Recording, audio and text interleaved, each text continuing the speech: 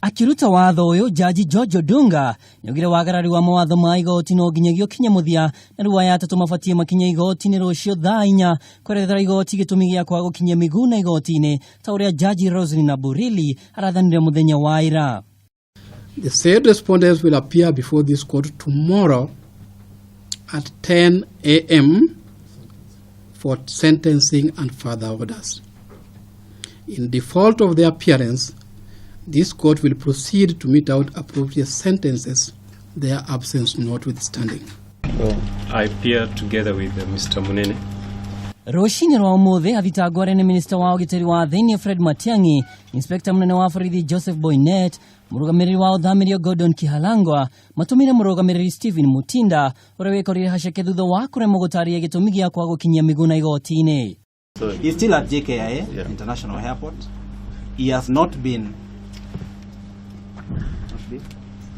processed to enter.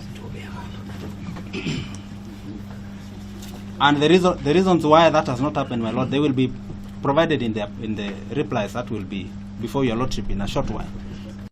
Ũndũ ũyũ ũkĩrarakĩra mawakiri a Miguna arĩa nĩ John Haminwa, James Orengo, Nelson Havi, Jory Soweto arĩa mendekithirie mĩhang'o ya gũthikĩrĩria cira ũyũ ĩrũgamio.